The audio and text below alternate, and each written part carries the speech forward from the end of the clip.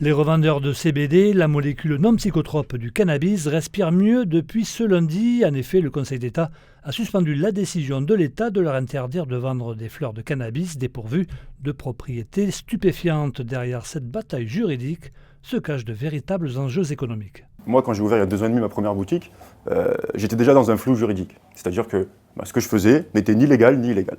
C'est-à-dire que nulle part, c'était écrit, c'était interdit ou on était autorisé à faire ça. Le juge de la Cour de cassation n'a pas voulu répondre à la question « Est-ce que le CBD est autorisé en France ?» Elle a préféré renvoyer la question devant le Conseil européen. Donc l'Europe a statué et a interdit à la France d'interdire le CBD. La France, qu'est-ce qu'elle a fait? Elle a fait une proposition de loi en mai 2021 concernant une interdiction potentielle de la fleur. Donc notre produit phare, avec lequel, comme je le répète, nous produisons tous nos produits dérivés. Une loi qui visait à remonter le taux de THC à 0,3% pour être dans les clous de l'OMS et les clous de l'Europe, mais par contre à interdire la fleur. L'Europe a répondu instantanément, ce qui arrive rarement, à préconiser à la France de revoir sa loi, parce que ça n'allait pas passer dans ces clous-là. Donc la France a revu son dossier, elle en a préparé un nouveau et elle nous a sorti ça très discrètement le 31 décembre.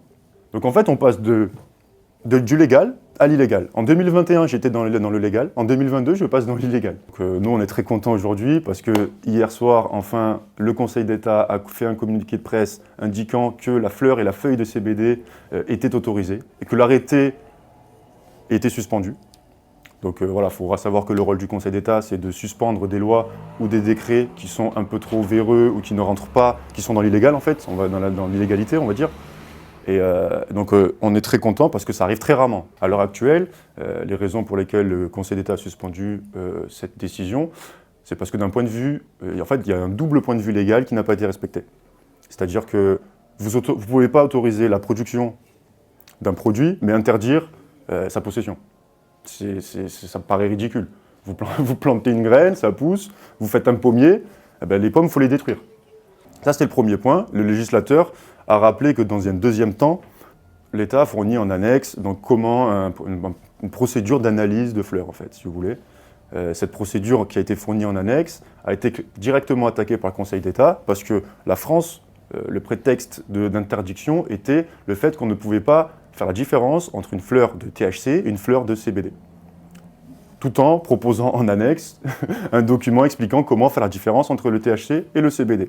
Donc si vous voulez, on a une double contradiction qui a fait que le législateur, il n'est même pas allé plus loin que ça. Nous ne vendons pas ce produit en tant que produit à fumer par rapport à la législation, parce que les produits à fumer rentrent dans une législation bien plus spécifique, avec une taxation bien spécifique. Nous vendons juste ça sous forme d'infusion. Donc après, libre de choix, à vous de fumer de la menthe. Ça, c'est chacun son délire. Nous, on n'est pas chez vous, on n'est pas là à vérifier ce que les gens font. En tout cas, ce qu'on sait, c'est que sans cette molécule-là, sans cette fleur-là, on ne pourra pas avoir tout ce qui est produit dérivé, ce qui aide le plus les gens à se sentir mieux. On va dire que la fleur, c'est un produit d'appel vers l'ancien consommateur de cannabis qui aime le goût, mais qui veut arrêter. Moi, j'aime bien appeler ça du Coca zéro. Ça a la même couleur.